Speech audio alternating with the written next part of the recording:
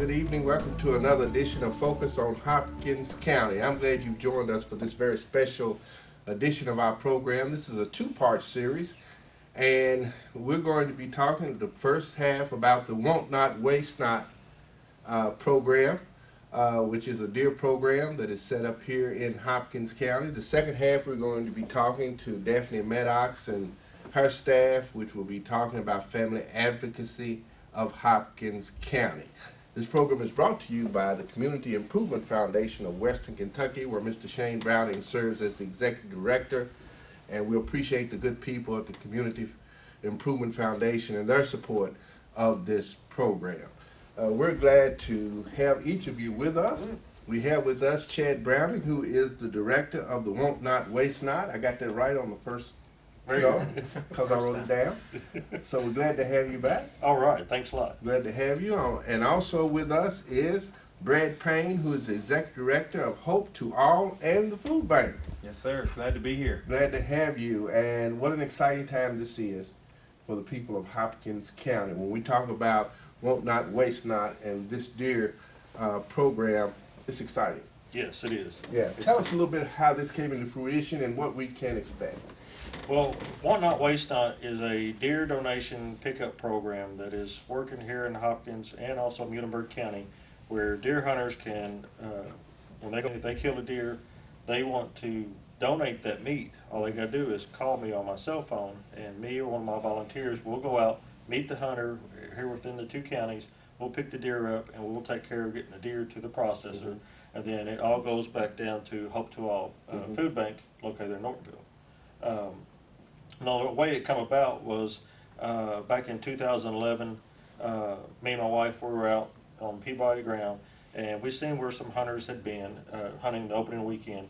Well, unfortunately, those hunters had packed up and left, and they left a large amount of deer laying behind.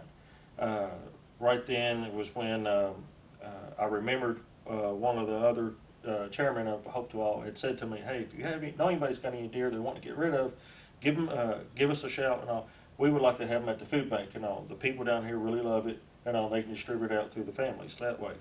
Well, I remembered him saying it as soon as I seen the deer, and then right after that, God started speaking to me. He's like, "I've got to start reaching out to these hunters and getting these deer down to the food bank to help feed these hungry families, and that's the way that the deer don't go to waste also."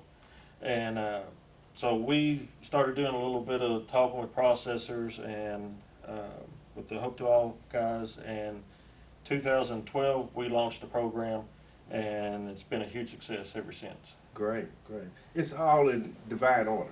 Yes, definitely, definitely. We've seen God's hand throughout it. I mean, just time and time, over and over again. You know, the first year we didn't really know what to expect. We knew it was going to cost us $60 a deer to get it processed. We didn't really have too much funding. It was like first time we were done, it was like maybe 10, 15 deer, something like that. We got 61 deer the very first year. So we were having emergency fundraisers, bucket brigades, church singings, just whatever it took to raise the money to help pay for the processing. Because it's always been on my heart that Hope to All is a nonprofit, food bank. Everything's for charity. And they have a general fund that they have to take care of their own needs and stuff. Well, this program, Want Not, Waste Not, it's kind of extra. Huge blessing. But I don't want the program to pull away from their funds. Sure. So we do everything we can to raise money. We run under Hope to All, it's directly for them, so we're nonprofit. How many will one deer feed? How many families? On average, we get 50 pounds of meat per deer, and each deer is ground into burger, and it's put into a 2-pound package. So that's 25 meals on average. Well, let me say 25 servings on average, that goes into a food box to feed the family. Of course, 2-pound pack of burger, you can do, 2 to 4 meals out of each package and stuff. Wow. Wow. I mean, it's exciting. It's yeah. exciting. And Brother Brad, when we talk about this program and what it means, great believer in divine order. You're seeing how the Lord just multiplies this. That's what we're seeing today. Even at the food bank, our distribution, we were running short on some frozen meat products, which we love to put a balanced box together, you know, nutrition. And we were getting short on the meat, so we were able to take some of the deer Chad just brought in from this season and put deer with maybe hamburger meat or chicken. And so we doubled the portion of meat that was going out today at the food bank. And it was all because just this week from the processor, Chad went and picked up a lot of processed deer, brought it in. And when we left this afternoon, we fed 136 families. And when we left this afternoon, the deer that he brought in this week, we used like the last pack, right at the last box. And so it's kind of odd. It feels like, or divine, one or the other, however you want to say it. But, you know, the last pack on the last box seems like there's an order to this, and we appreciate the vision that he brought in, because when he talked to us about it, we were in a place where we were either getting chicken or sometimes some beef product from different sources, and sometimes that would be very thin.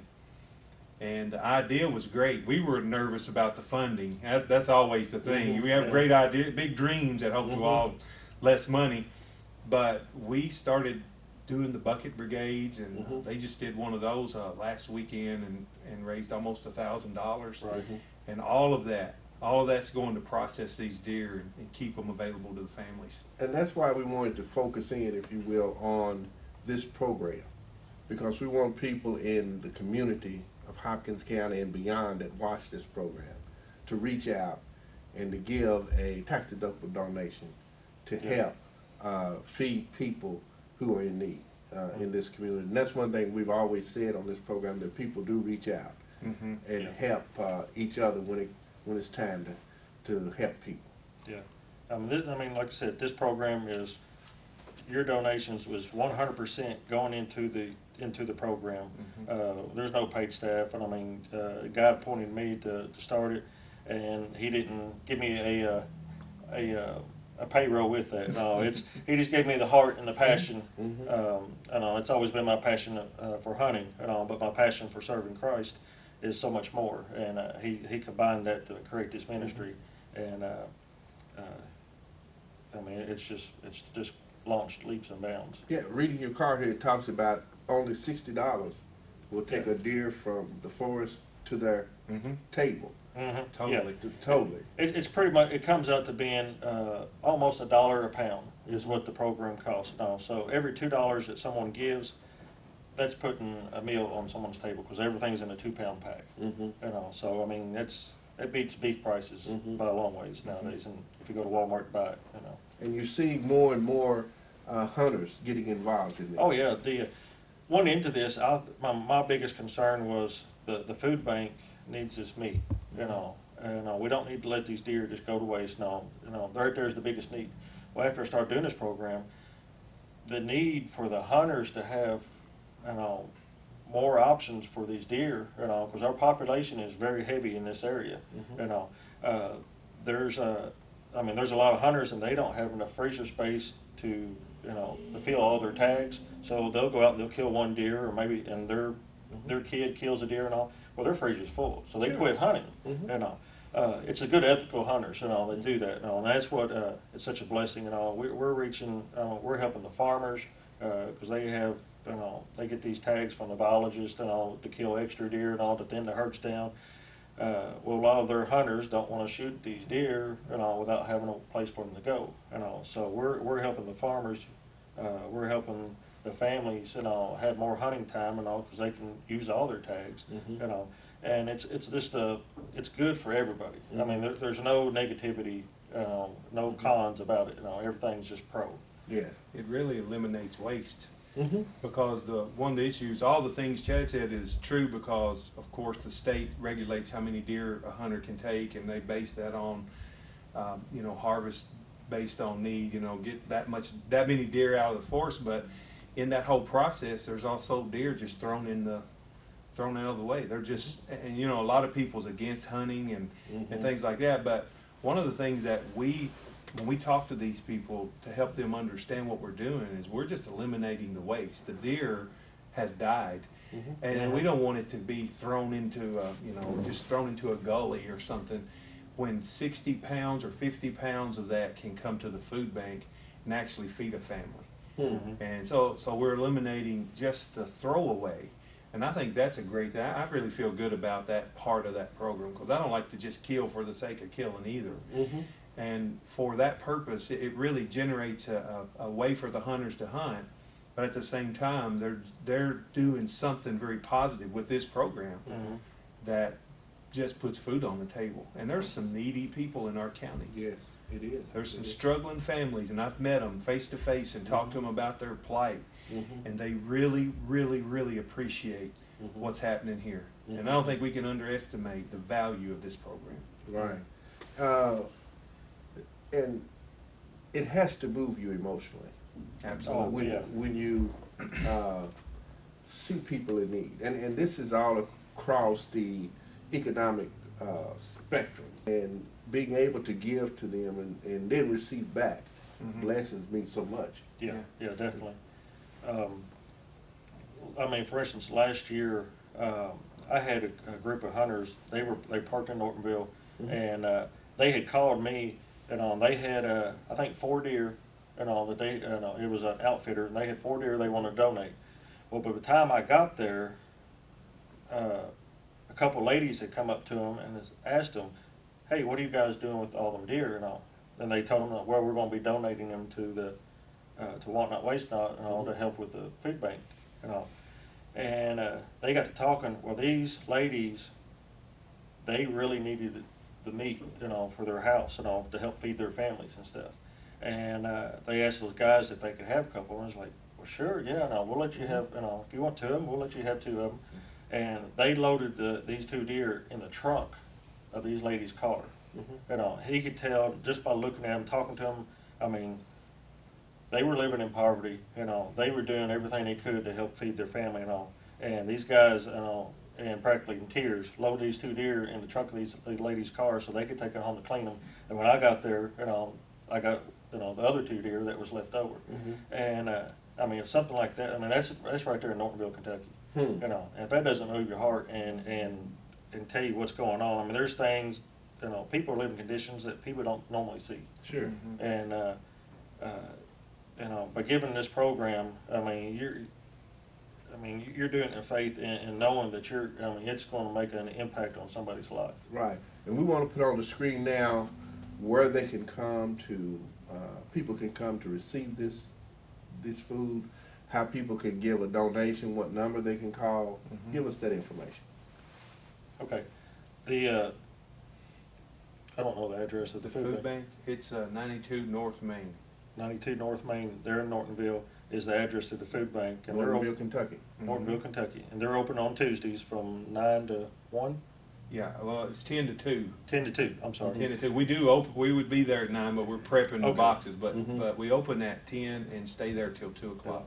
Okay. Yeah. And this is, the address again is? 94 North Main in Nortonville, Kentucky. Okay. Okay. Now, if someone just wants to support Want Not Waste Not, Mm-hmm. and they want to give a financial donation, Mhm. they can mail that straight into Hope to All at P.O. Box 600, Nortonville, Kentucky, 42442, Mhm. right? Yes. 442, yeah. Yeah. Okay. We're gonna put all that on the screen, so.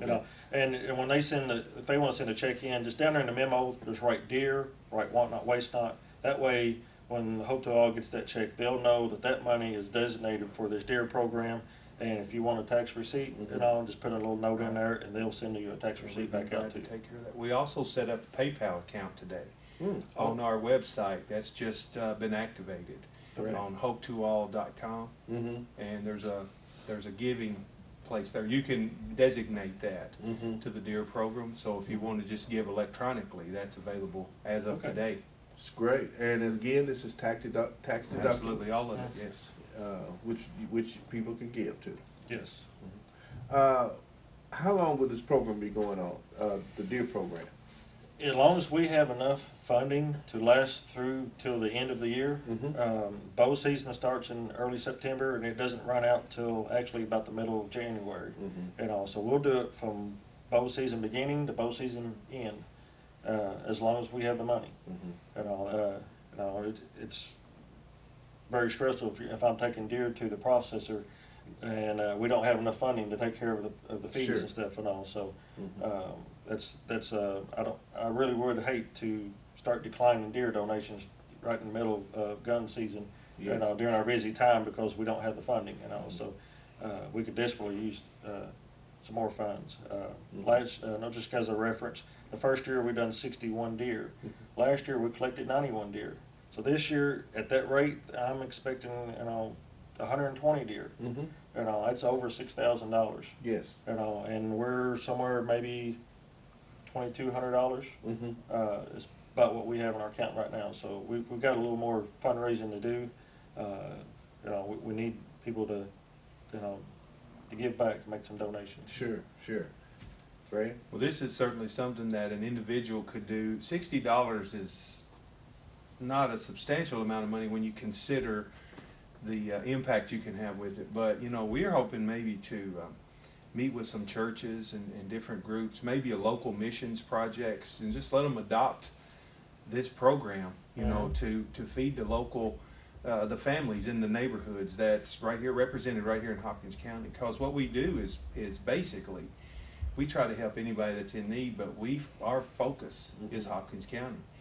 And we worked with a lot of people that come from different walks. There's families, there's little children that come in, and when you see the faces, that's really what motivates me to stay. It's hard work. There's a lot of work to this, and gathering deer. I mean, Chad's Sure out is. he takes his day off, and he's out in the woods gathering deer, and they're calling from all directions, and there's a lot of work. But at the end of the day, we were able to pick up that little 2-pound pack of meat and watch children. The children are not as excited about the deer as mom and dad is. They like the candy in the box, but Yeah. but we were able to bless 100 and I think it was 136 families today. I'm not sure exactly, Wow. but in that neighborhood, and they represent quite a number, 300 to 400 individuals, and that was a blessing, and to realize that $60 could go so far. I really am thankful that the processors work with us the way they do, because that is a discounted price. They do work with us, but they have to have something too, so we're excited. It's a blessing to be able to be a part of what's happening right here in Hopkins County, and it's not a joke. I mean, it's a real deal when you're able to help a family. And they just smile and thank you for being there for them. One lady's food stamps was cut to $16, and she's elderly, and she said, "I don't know what I would do. Really, I don't know what I would do if you guys weren't here for me." And we gave her a box that weighed over 40 pounds with a big chunk of deer in it, and she goes home just thanking the Lord for His mercy, that there's somebody there that cares. And Yeah. we do what we do because we care. There's no money in it for big salaries or anything like that. It's just a simple donation program. Everything goes to the people.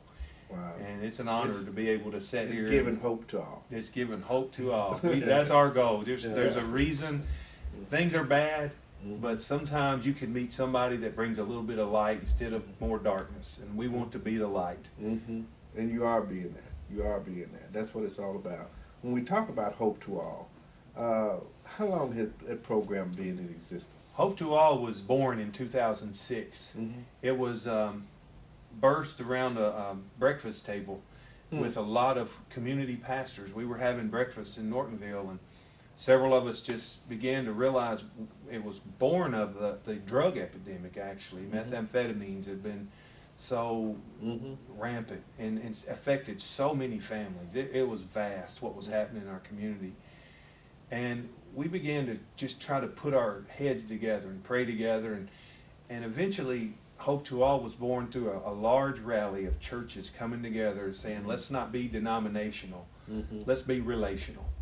And we took down all of our banners and all of our divisions, and we just determined we're going to bless a community. And we had a rally down Main Street in Nortonville, and there was about 1,500, I think, estimation, 1,500 or so people just declaring. We all dressed in the Hope to All t-shirts, and it was all red everywhere, showing the solidarity of this purpose. We moved down the street, and from there we just began helping people with a drug problem. But what we found out was that the person that's struggling with the addiction that we're trying to help with the small groups has a family. And while we were helping the individual, the whole, you know, was not being ministered to. So mom and maybe the children may not be affected by this addiction, but because of this crisis in dad or mom and dad, you know, there's a fallout. And so we began to operate the food bank in 2010, and what that was it was directly answering the other side of that problem. So we started with the focus on addiction recovery, and we still do that. But we also realized that there was more to the story than just the addict. It was a family involved situation. And so now we're bringing clothing and food into the equation. And so maybe dad has to go away for a little while or something. But if that's the case, then there's a place for the family to find some, just a little while. You know, this is called emergency food boxes. So it's not really a program that's geared to keep you forever, you know, but it's something while you are where you are, it gets you through a bad place. And we want you to get back on your feet, you know. We're going to try to help you get there. And it won't stop here, because there's another plateau to go to. Yeah, You know, and it's we're more- climbing this more to ladder. it. We're working toward working with another program. I just got a letter in the mail today to help people educationally to be able to find jobs. And so maybe the reason they are where they are is they need help, a GED or something. And we're working toward a goal of actually being able to help them, direct them to services here in the county again that's available. They just don't know about it. And so we're going to try to connect them to something so they can better themselves. And at some point, they're not going to need the food bank. And we helped a lady, awesome lady, a young girl. She come and used the food bank for months. And she got a job. She got a job selling tortillas. And she delivered these to the stores. And after she had served the food bank, she started bringing all the extra tortillas she had that she was bringing back from the store. They all started coming to the food bank. Wow. So she actually started giving back to the program that had given her. She didn't need us anymore. She just started bringing food to us. And that there's more than one of those stories, you know, where people's got their feet back underneath them. And we'll have people sometimes just drop in and say, thank you. While we were down, you were here. And that's what we want to be. It's not just a program to take care of people for life. It's just a place to come for now. Just a ministry. It's a ministry. That's To right. get you back on your feet. You know, we believe in people.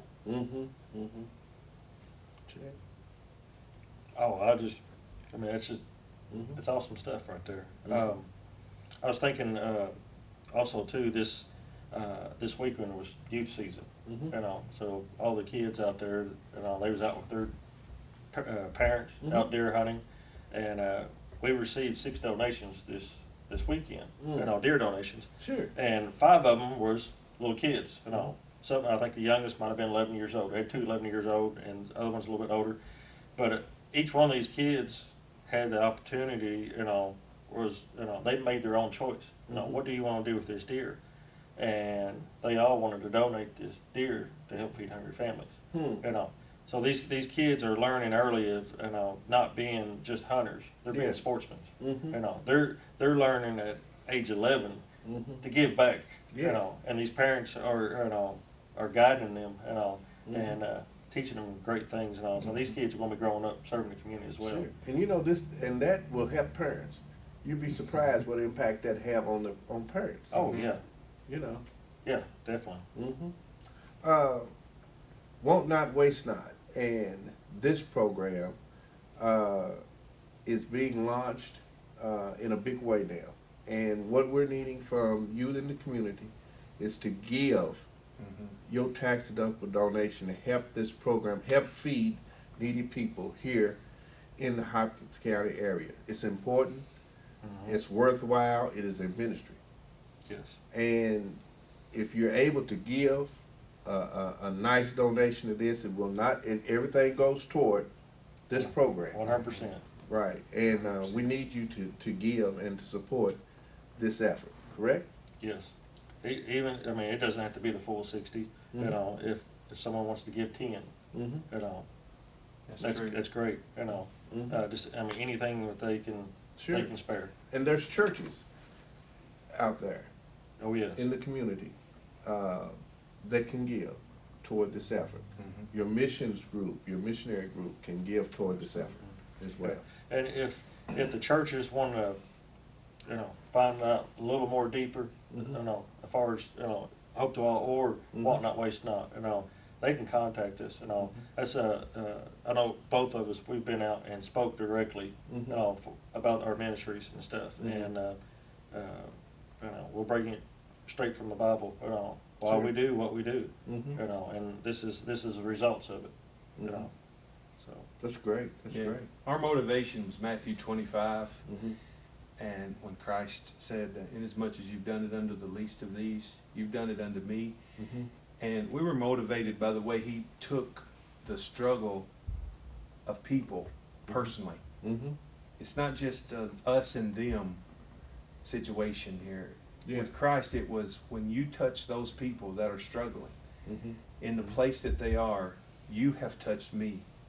It's personal. Mhm. And so our motivation is we sincerely want to reach out and help people. Mhm. And in doing so, we hope to honor God. It's a faith-based program, and Yes. we strive to do it with integrity and that. But the motivation was in every little child's face, Mhm. and every mother that's desperate for some food for her family, with every father that's struggling, we see inside them that personal Mhm. attention that Christ offers. And there's a lot of need in this world, and he takes that need very personally. Mhm. And so we adopt that into ourselves. We see that need. We see the desperation sometimes, and sometimes sadness. Mhm. You know, one little boy was going out the door with his mom a while back, and he said, "Mom, we get to have supper tonight." Mhm. And you could tell for him that's not an often event, you know, it's not. And when he went out and we heard that, Mhm. you know, your heart just melts, your Sure. eyes well up with tears, and you Yeah. think, what would he have done tonight had we not sacrificed a few hours of our time, you know, or a deer or $60? Yeah. Or what would he have done? Mhm. Because in his world, it's just a small little world with him and his family. But he was so excited to know that he was going home with food in a box, and tonight they get to cook supper. Mm. And that's here at home. Again, Mhm. you know, that's not in a third world nation or Sure. something that we see that often on television or Mhm. whatever. And personally, we support foreign missions in our church, but Mhm. this is a mission. This is Sure. a mission field. This is a place to impact our community. A lot of us take so much for granted. Many of us go to our tables tonight and you know, and eat Mhm. and don't realize that there's so many That's true. Yeah. that are struggling. I spoke with a youth group a few weeks ago, and they asked me about what we're doing, just the whole thing in a nutshell. And I talked with them about our program. But they said, really, who gets a food box here? You know, like identify that person. And I said, it's the invisible people. Mhm. It's the people we don't see. It's the people we don't know exist. Mhm. It's the people, like you said, when we sit down tonight at our table, we're thankful for the food we have, Mhm. but we're not aware Mhm. of the need that is within our grasp to maybe Mhm. bring some relief. We may not be the answer, Mhm. but we can bring some relief. And sometimes those people just disappear from That's right. our lifestyle, our way of our busy day, and we focus everything on that. And sometimes we forget that guy's over there That's right. struggling, and he's right there. He's just across the street or down the road, you know, and he really needs somebody to care. That's right. And we don't realize, but just think quick, it'll be taken away from us. Exactly. Oh, yeah. And we can be Absolutely. in the same. I mean, if I had a car wreck, you know, Mhm. tonight going home where I can't go to work, Mhm. well then my family's in jeopardy. You know, we're not going to have the money to pay the bills, to keep the food in the refrigerator, Mhm. and so forth. And you know, I mean, Mhm. we'll be dependent on a food bank. Sure, You know, sure. so I mean, it can hit anybody That's at any right. given time. It's not just you know drug problems or Mhm. it's health. It's That's right. financial situation. I mean, there's a lot of causes, Mhm. and poverty has no Respectable person. right. That's right. Exactly. And so that's why we're encouraging people to give. and to reach out and help someone through Want Not, Waste Not, and the Hope to All program. All of it is together, and all of it is helping people and giving back to the community. We're going to we're putting all this on the screen. You can come out and you'd be glad to go out and talk to organizations, to churches as well. We hope to have you come to Noon Kiwanis and speak to our Noon Kiwanis Club about this. And give us, again, contact information and where they can send a donation. Okay. And where they can pick those in need can go to. All right. For Want Not, Waste Not, you can contact me at my cell phone number at 270-635-0544. That's for deer donations. That's for, just follow up information. You can also find us on Facebook, Want Not, Waste Not. You can also find us on the internet at deerdonation.org. And if you want to send in a check for a financial contribution, you can send it to P.O. Box 600, Nortonville, Kentucky 42445, and that's to the Hope to All office. And I'll let Brad. And then we have the PayPal account on hopetoall.com, which we can, we just set that up again today, and we hope that we use it. I actually used it today, and it works and went right through, and so all of that's ready to go. So you can send it to hopetoall.com, click PayPal, designate your offering, and we'll take care of that way. Great. We appreciate you all being on, and we hope that this program helps, and we want you to come back and tell us of the success that you've had, and hopefully that the Lord continues to bless in this effort. Yeah, well, we're so glad that you called us and want us to come out and support us and stuff. Most definitely, most definitely. Again, we've been talking to Chad Browning, who is the director of the Want Not, Waste Not program, along with Brad Payne, who is the director of Hope to All and the Food Bank. We encourage you to give and to be a part, and especially pray for this organization and what they're doing. The Lord will continue to bless them in this effort.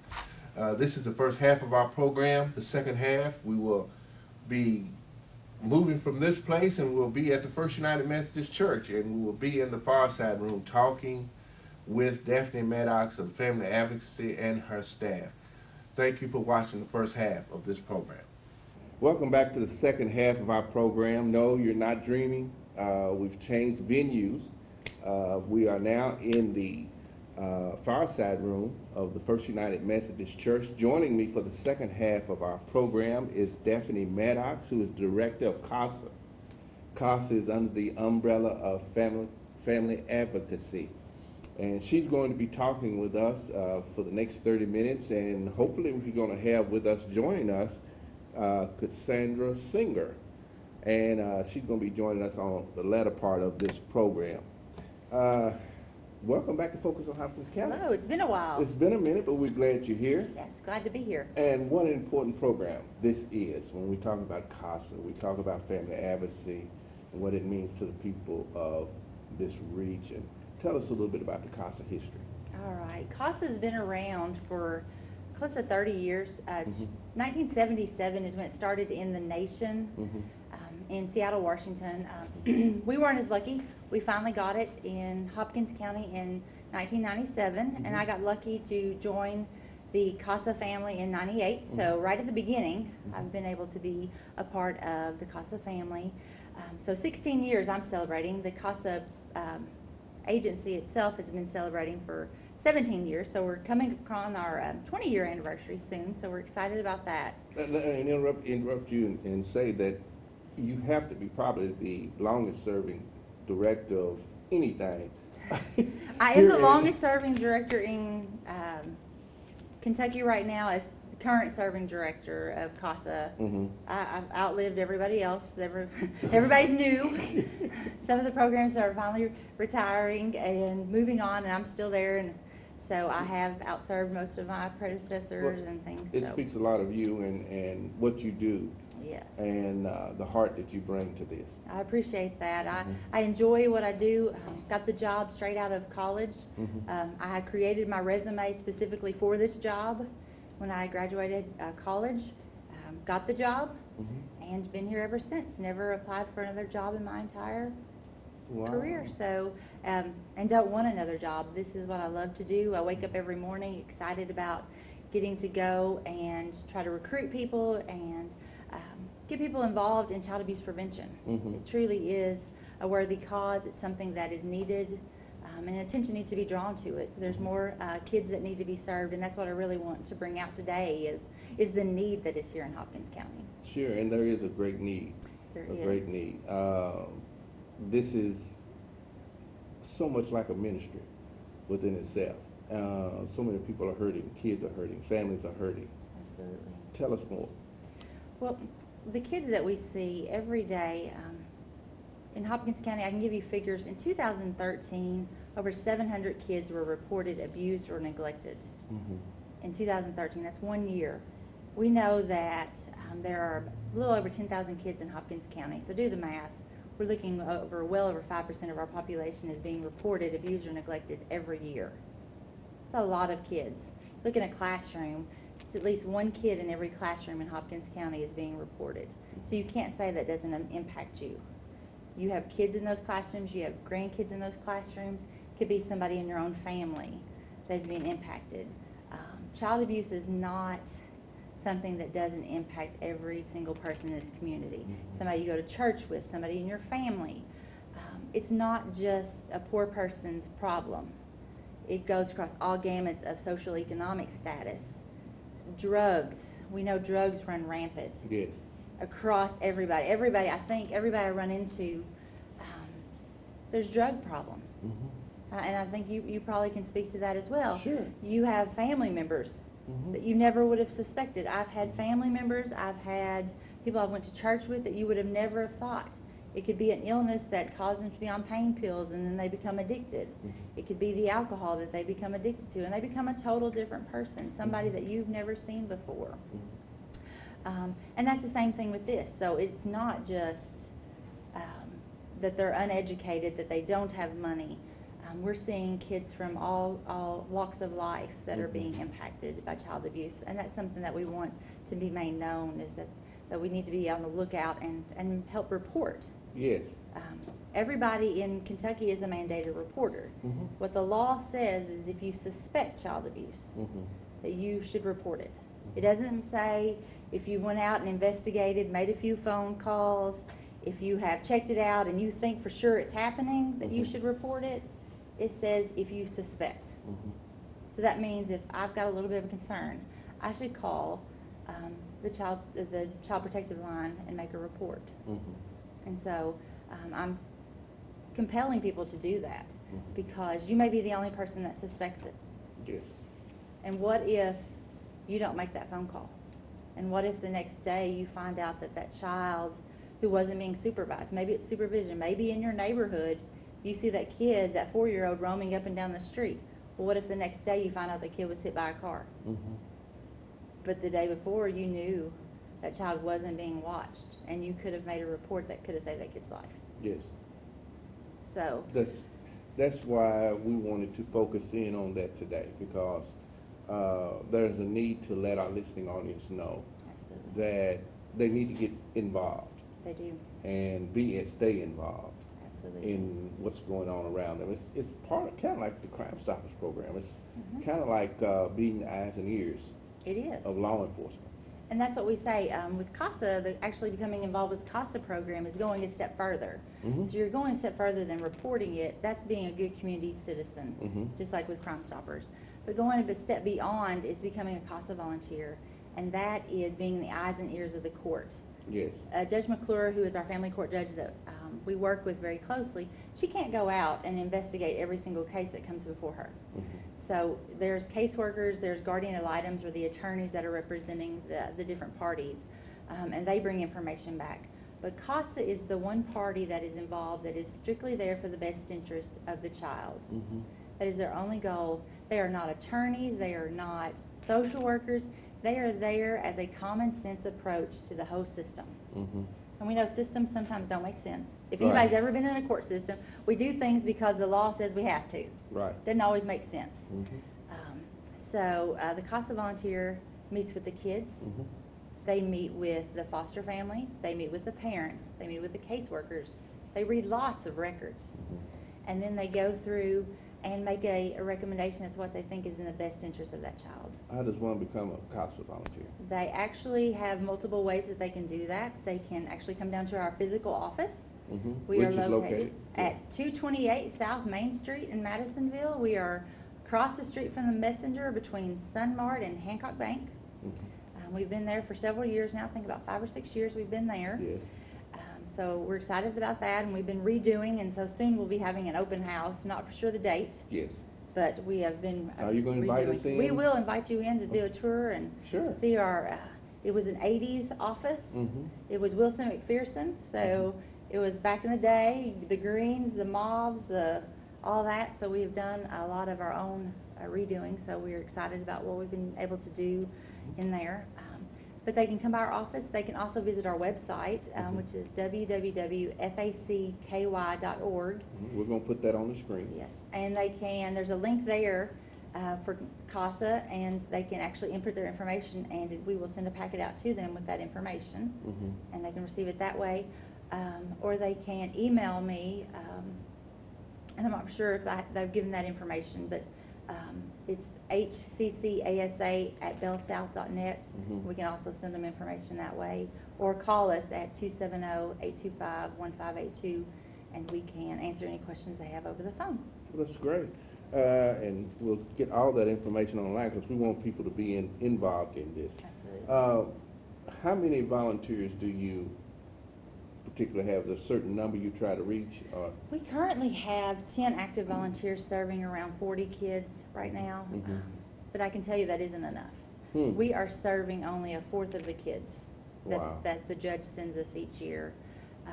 We know that we don't have enough volunteers reaching the kids, so we really want more volunteers. We have a new grant that is requiring us to get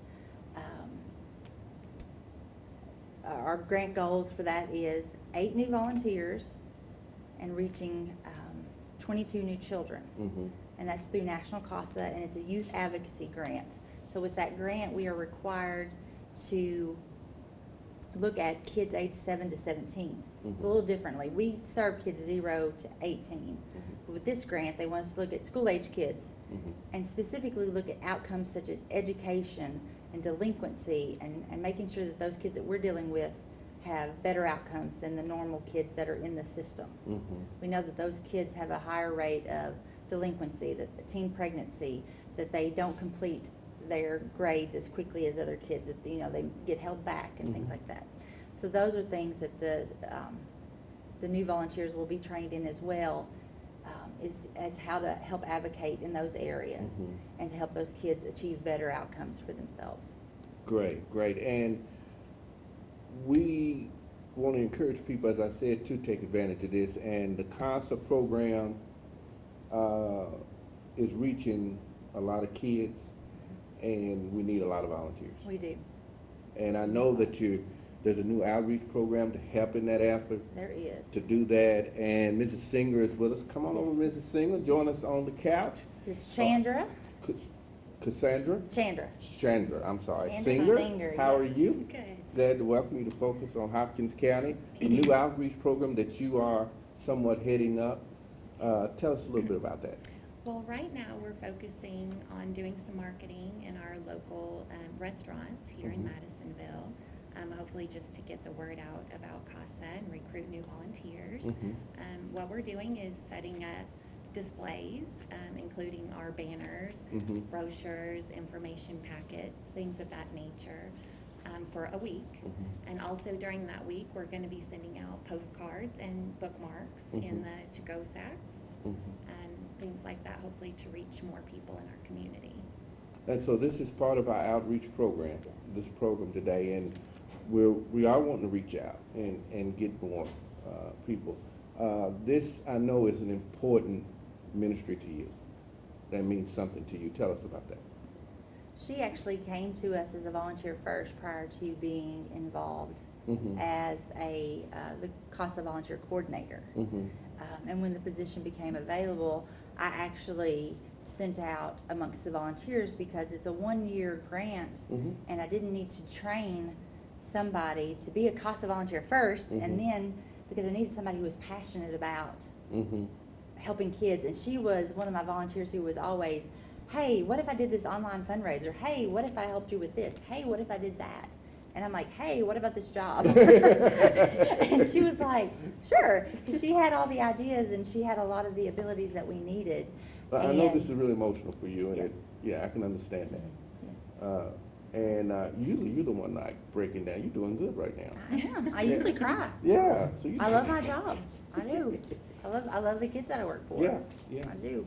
I do. As part of what she does as well, we're hoping anybody watching that has a local restaurant, business, a church, we're hoping that they can call us if they haven't got a packet yet. We're trying to reach out. We're limited resources with who we are. We also have other things that we do throughout the day. But if we haven't got a packet, an outreach packet to them yet, please call us. And we have information in there about what we're suggesting that we do, so that we can get things ready. Our first restaurant will be Brothers Barbecue. We're setting up the week of the 22nd of September, and going to be there. I'm actually setting up a few of the days in person as well during the lunch hour to do a question and answer session. So we're excited about that opportunity. But we have met with a lot of the other local restaurants and hope to continue setting up in businesses and restaurants throughout the community to continue to raise awareness. That's great. That's great. Anything either one of you want to add before? I know we're running somewhat out of time, but that you want to add to this? I just hope people look at their schedule, think about it. This is what I talked about that you missed at Kiwanis. If you had been there, you invite me and then you don't show up. Thanks for fronting me. I know. Yeah. But this is what I ended with, and it was something my pastor had said, and it really spoke to me in several aspects of my life. And it was good, better, best. Never let it rest till your good becomes better and your better becomes best. Wow. And so everything that I do, I ask, am I doing the best that I can for the kids? Yes. And I want people out there to ask, are they doing the best that they can? Because we're only given a limited amount of time here. And I know we get caught up in our own day-to-day lives, but there are so many other kids out there that don't have what we have. And when I see the kids that we see that don't have food, that go hungry, that go without a lot of the day-to-day things that we take for granted, I'm so blessed. And just to be able to come and try to advocate for these kids to get those things. Yes. Other people need that ability to do those things. So I want them to think about that and to come to me. And let me help them have that ability. We're gonna make that work, and we're gonna make that work, and really encourage people to get involved. These are somewhat of your brochures. Yes, these are our new brochures we're excited about. Chandra was able to create them and get them done. Wow. But they are brand new, full color. I'm really excited. It's part of an I Am for the Child campaign, and it's just showing volunteers holding kids' pictures, just making it real, talking about if kids who are in these situations, moving through foster care and things like that, if they have a volunteer, they're more likely not to be moved from place to place. They're more likely to get a permanent home, and they're more likely to have a better outcome. So we hope to be able to get these in the hands of people that can read them and be drawn to get to have the blessings that I get to have every day when I think about what I get to do.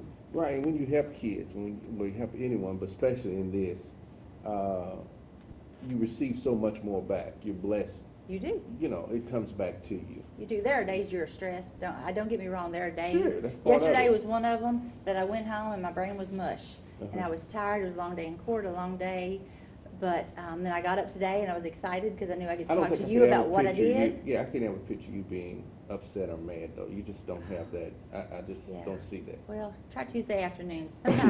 Sometimes Wayne gets to see me that way. When I leave court, I'm like drained. But there are days that I'm emotionally drained. Some days it is. It's emotional. I had a volunteer email me and say, can you ever give me a case where it's a happy ending, where the kids get to go home and everything's great? And then I reminded her that her kids were having a happy ending, that they were being adopted into a loving foster home, that maybe it wasn't the happy ending that she had dreamed of for those kids, of getting to be reunited with parents, because the parents made a lot of bad choices. But the kids did get a happy ending because they are going to be safe, loved, and have a happy ending. Yes. So, And we want people to give toward this, and I know Yes. United Way is a big supporter yes, of. we are a United Way agency. We're excited to be a United Way agency. Family Advocacy Center's been for over 25 years, supported by the United Way, and it is a United Way campaign. So if you are at a business or whatever, please give. They've been very, very nice to the agency, and so we're excited to help out that campaign any way that we can. That's great, that's great. You know, I think that when we talk about this, and I want to invite you all to come to Crime Stoppers and talk about this with the board, because I think it's a need to partner with that organization to reach more people through that effort, because when kids are harmed or kids are going through, it's a crime, as you well know. Absolutely. You know, and whatever we can do to help kids, that's what we want to do. Exactly, exactly, and we know that if you put money and efforts toward children, that you raise better adults.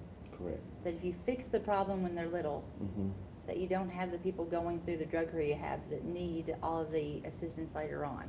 If we can fix them, you can get them out of that cycle of poverty, get them out of the drug cycle, and we can fix that situation, then we don't have to spend the money in the back end. We fix them early. And that's the goal of CASA, is that, you know, the kids that we work with, that they don't end up in the juvenile justice system spending hundreds of thousands of dollars locking them up and treatments and all of those things, that we can save them early on. Right, right. Family Advocacy and CASA program, as well as other organizations, youth organizations, are going to be honored at the end of this month by Kiwanis Club here at the First Methodist Church in their gymnasium. Our keynote speaker being Judge Shay Nickel, who is First District Appellate Judge, who you know well, I'm sure, and is just a beautiful person himself. Will be coming and talking to these organizations and talking about the need to be involved more and help the young people of Hopkins County. So we're looking forward to that, and I don't think it's any much more than we can say as that this organization, Family Advocacy, and all those that are under that umbrella bring so much to this community. Thank you. And we appreciate both of you all for what you do, and thank you for coming and sharing, and please invite us down. We will. And so that we can take a tour. Wayne thanks a lot of you, of course, so I don't think it'll be a problem getting him to come down and do that, so it won't be a big problem. All right, sounds great. We're excited. Thank you for being back on Focus on Hopkins County. Thank you very much. We've been having the representatives of CASA and Family Advocacy talking to us about getting involved as a CASA volunteer.